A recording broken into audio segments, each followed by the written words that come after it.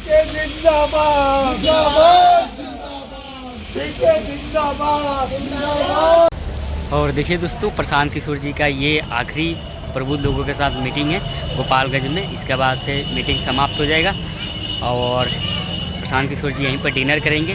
देखिए लोगों का आना शुरू हो गया है और चलिए दिखाते हैं, तब तक हमारे साथ बने रहिए। और चलिए बहुत सारे लोगों से मिलवाते भी हैं, बात करते हैं क्या प्रभाव है जनसुराज 2025 को लेकर, और हमारे साथ बने रहिए। चलिए दिखाते हैं। देखिए दोस्तों, ये गोपालगंज मेन डिस्ट्रिक्ट में जो प्रशांत किशोर जी का मीटिंग है प्रबुद्ध लोगों के साथ, यहाँ पर देखिए क्या नाम है, श्याम वाटिका और मैरिज हॉल है। और चलिए अंदर दिखाते हैं आपको, अंदर की कुछ तस्वीर, कुछ लाइटिंग आपको दिक्कत कर सकता है लेकिन काफ़ी अच्छा बनाया गया है।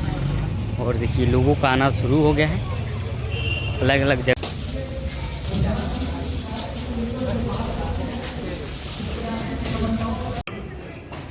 और देखिए दोस्तों, लोगों का आना शुरू हो गया है।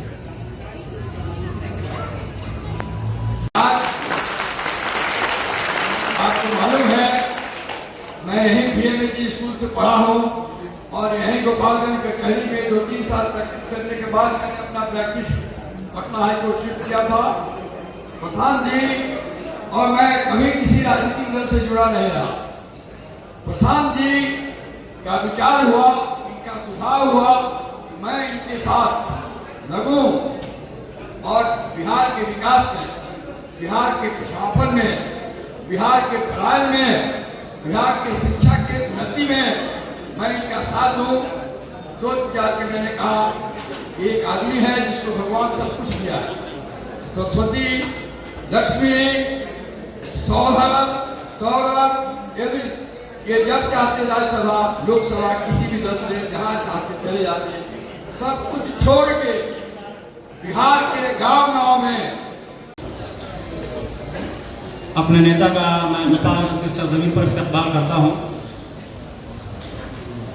जब गुलिस्तान को खो की जरूरत पड़ी सबसे पहले हमारी ही गर्दन कटी, फिर भी कहते हैं हमसे अब अहले चमन, ये चमन है हमारा तुम्हारा नहीं। तारीख गवाह है, जब से हमको आज़ादी मिली है तब से मुसलमान किसी न किसी पार्टी के साथ रहा है और मुसलमानों को इस्तेमाल किया गया है और सुसाइड किया गया है। इस पार्टी का क्या रणनीति रहेगी कि मुसलमान अपने आप को इस पार्टी के अंदर किस हद तक देखेंगे और कहां तक देखेंगे? क्या हमारा वजूद उसी काम के लिए रहेगा कि हम फिर वोट देंगे और जब हमारी जरूरत खत्म हो जाएगी फिर हम साइड कर दिए जाएंगे? दूसरा मेरा सवाल है वक्फ को लेकर के कि पार्टी का और हमारे नेता का इस पर क्या स्टैंड है। वक्फ बिल जो गवर्नमेंट लेकर के आ रही है इससे सारे मुसलमान परेशान हैं और बेचैनी का आलम है। ऐसी सूरत में जनसुराज पार्टी का क्या स्टैंड लेती है, उसका स्टैंड क्या है, जानना चाहिए। आगे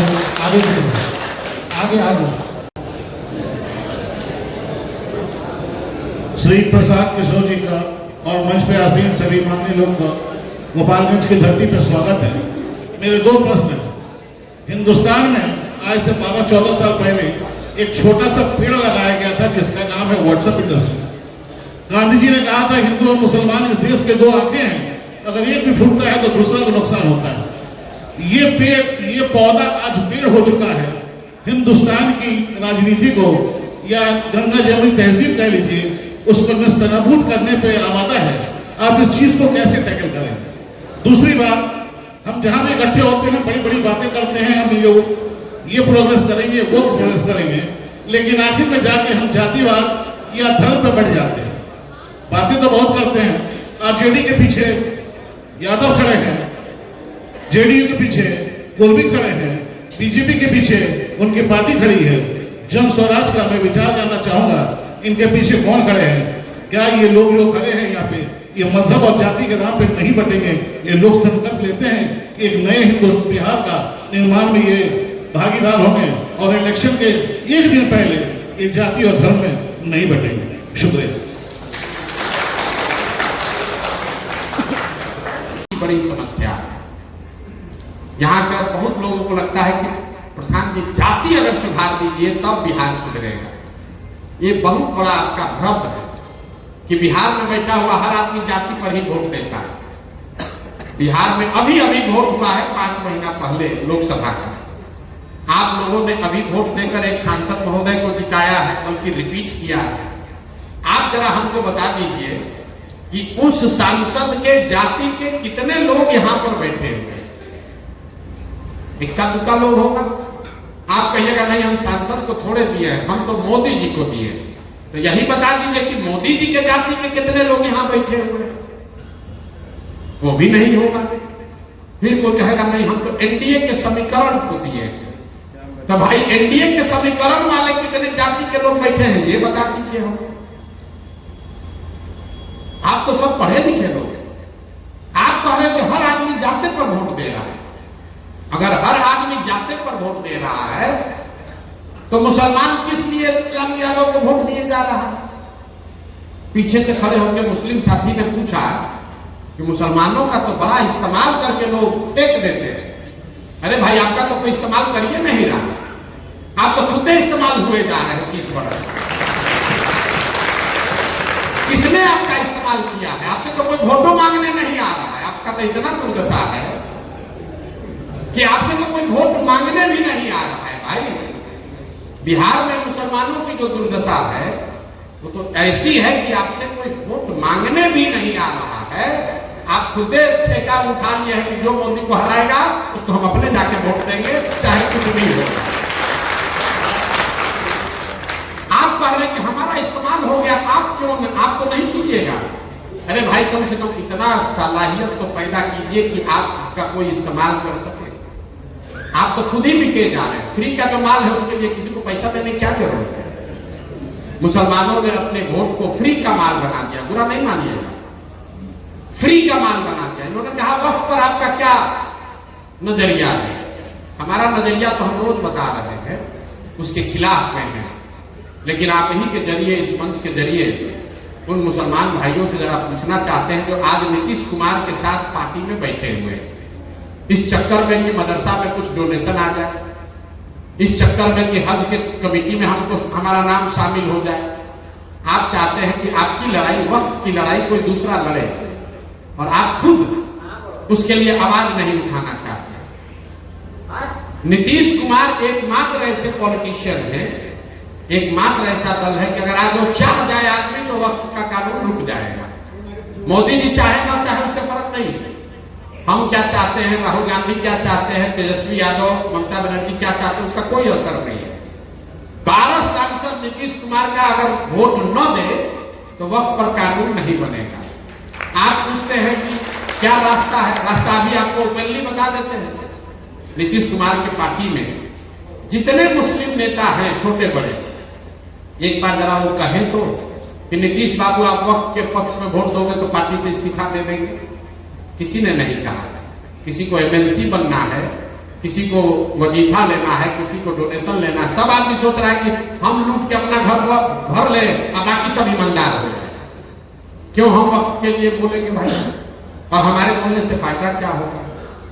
जब तक आप अपनी आवाज नहीं उठाएंगे, आपकी आवाज कोई दूसरा नहीं उठाएगा। आप वित्त रहित शिक्षक हैं, आप मोदी का झंडा लेकर घूम रहे हैं, आप नीतीश को वोट दे रहे हैं, 30 वर्ष से आपके बच्चों को पैसा नहीं मिल रहा है, फिर भी आप 1 मिनट भी नहीं सोचते हैं, जाकर उसी को वोट देते हैं और दूसरे से अपेक्षा करते हैं कि वित्त रहित शिक्षा पर अपना नियम, अपना विजन बताइए। काहे बताएं?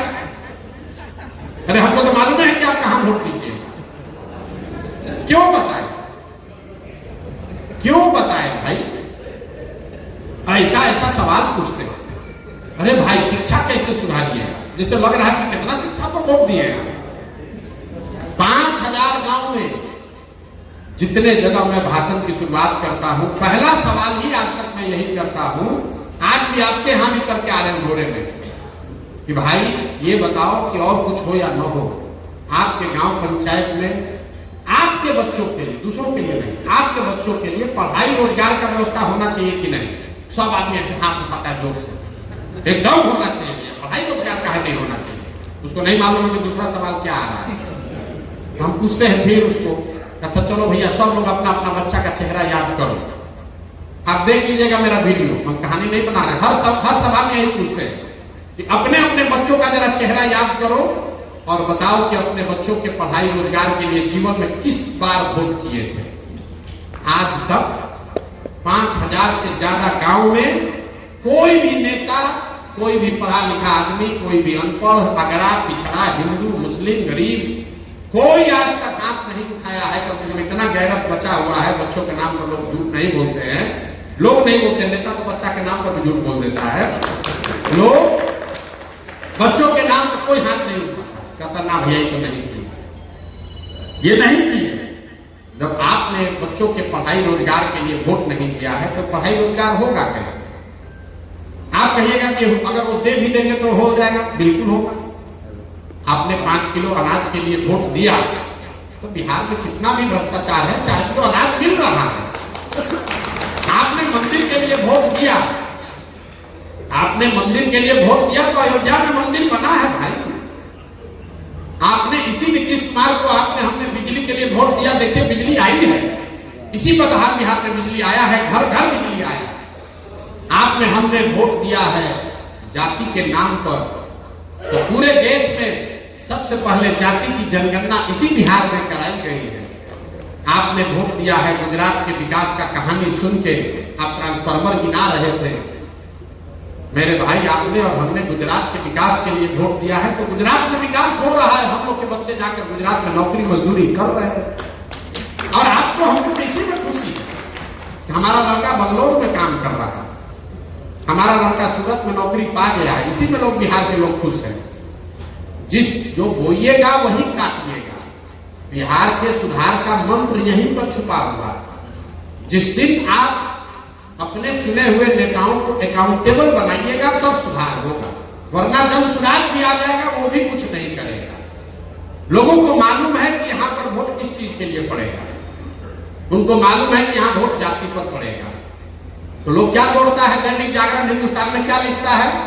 गोपालगंज में 60,000 मुसलमान है, 35,000 ब्राह्मण है, इतना दलित है, इतना अति पिछड़ा है, उसी की गणना होती है। कहीं आप दैनिक जागरण में हिंदुस्तान में देखे लिखा है गोपालगंज में 5 वर्ष में कितना स्कूल बना, कितना सड़क बना, कितना नाला ठीक हुआ? क्योंकि जिस चीज पर वोट पड़ना है उसी की चर्चा होती है, नेता उसी की गणना करता है। आप खुद ही कह रहे हैं कि हमको वोट देना है जात पर, जात से बचिएगा तो हिंदू मुसलमान बन जाइएगा। कितना लोग हमको कहा भैया गोपालगंज में मुसलमान खड़ा होता, हम पूछते कैसे हारता है? कहता भैया हिंदू मुसलमान हो जाता है। तो भैया रहते गोपालगंज में आप हैं तो हिंदू मुसलमान तमिलनाडु का आदमी आके करता है। कितना बड़ा बड़ा बात बोल रहे हैं। सुधार होना चाहिए, भगत सिंह पैदा होना चाहिए दूसरे के घर में, अपना बच्चा नहीं सबको भगत सिंह का कहानी बढ़िया से लगता है, अपना बच्चा नहीं लगना चाहिए। अपना बच्चा न लगे तो भगत सिंह सबको चाहिए। हिंदू मुसलमान हो रहा है, बड़ा गलत हो रहा है। गोपालगंज में कोई मुसलमान अच्छा आदमी खड़ा हो, आपने कहा सही आदमी कौन है? कोई अच्छा सज्जन आदमी मुसलमान खड़ा हो जाए जिसके साथ आप रोज बैठ के नाश्ता करते हैं, बात करते हैं, आपको विद्वान लगता है, इलेक्शन में खड़ा हो जाए तुरंत कहिएगा ना भाई मियाँ जी को वोट नहीं देना है। कैसे अच्छा आदमी आएगा आप बताइए? नहीं आ सकता है। जब तक आप और हम नहीं सुधरेंगे तब तक बिहार नहीं सुधर सकता है। हम गांव में जाते हैं, लोग कहता है बड़ा भ्रष्टाचार है, 2 बरस से सुन रहे हैं बड़ा भ्रष्टाचार है। जमीन के सर्वे में भ्रष्टाचार है, दाखिल खारिज में भ्रष्टाचार है, कोई प्रमाण पत्र बनाना है उसमें पैसा लगना है। जो गांव में जाइए लोग कह रहे भैया मुखिया बहुत चोर है, अरे नाली में देखिए कितना घोटाला किया है, इंदिरा आवास में 20,000 रुपया घूस मांग रहा है। जब सब सुनते हैं पूछते अच्छा ये बताओ 3 बरस पहले मुखिया का चुनाव हुआ तो 500-500 रुपया लेके वोट बेचे आप, मुर्गा भात खाकर जात के नाम पर वोट दिए आप, 2-2 गो पाउच पर वोट का सौदा किए आप, तो आपका मुखिया विधायक चोर नहीं होगा तो हरिश्चंद्र होगा। अरे भाई बिहार के आदमी का तो इतना दुर्दशा, उसको अपना वोट बेचने भी नहीं आ रहा। 500 में अपना 5 वर्ष का जीवन बेच रहा है। बताइए मुर्गा भात खा के वोट पड़ रहा है कि नहीं पड़ रहा? काहे लंबा लंबा फेंक रहे? भैया सुधार होना चाहिए। साहब को गंडक सुधारना, किसी को गंगा को सुधारना, अरे भाई, जिस दिन वोट देने का तरीका सुधारोगे तब कुछ सुधरेगा। गंडक तब सुधरेगी जब वोट गंडक के सुधार के लिए दीजिएगा। वोट दीजिएगा मुर्गा भात के लिए और सोचेगा कि बिहार में चाइना की तरह वाटर ग्रिड बन जाए, नहीं हो सकता। यही जन सुराज इसी के लिए शुरू किया गया। अब हमारे विजन की जो बात है, 3 चीजें हम लोग कह रहे हैं। फंडामेंटली बिहार के विकास के लिए 3 बात कह रहे हैं, लंबी चौड़ी बात नहीं। 15 साल से कम उम्र के बच्चों को इतनी। दोस्तों सभा खत्म हो गया, प्रशांत किशोर जी अब डिनर कर रहे हैं और चलिए दिखाते हैं प्रशांत किशोर जी और बहुत सारे साथी यहाँ पर खाना खा के अपने अपने घर जाएंगे। तब तक हमारे साथ बने रहिए। अभी छोटे से घर में आ रहे हैं, 10 हजार छोटे से चला गया। ये कुछ दूर के महिलाएं थी तो हमने गाड़ी से थोड़ा थोड़ा करके लोग आए, उनको क्या समझ में आया? अरे बहुत सी प्रॉब्लम है, इतना खुशी के लोग आए। ठीक है।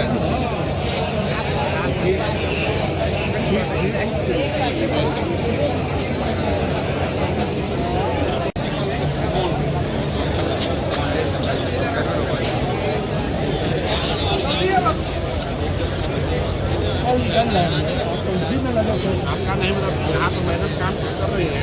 नहीं है आपको इतना मेहनत क्यों नहीं आपको आया? बात ये वही है कि आज हम आज के लोग दिन पहले बताते हैं कि जो वो सबको भेजा जा रहा है, सबको दिक्कत है हमारे लिए। उसने कहा बहुत सारा है। और देखिए दोस्तों, मीटिंग अब समाप्त हो गया, प्रशांत किशोर जी डिनर भी कर लिए। अब हम लोग जा रहे हैं पटना। मुझे उम्मीद है कि ये वीडियो काफ़ी आपको अच्छा लगेगा और कल मिलते हैं हम लोग वैशाली में। आज हम लोग जाने में रात हो जाएगा पटना, उसके बाद हम लोग वैशाली कल है, परसों समस्तीपुर है शायद। ऐसे ही शेड्यूल से 10 दिन कंटिन्यू ये जन स्वराज का जो उद्घोषक का जो प्रचार चल रहा है, यात्रा चल रहा है। हमारे साथ बने रहिए और ऐसे ही वीडियो को ब्लॉग को देखते रहिए, डेली आपको मिलेगा। हमारे साथ बने रहिए, तब तक मिलते हैं फिर नेक्स्ट ब्लॉग में।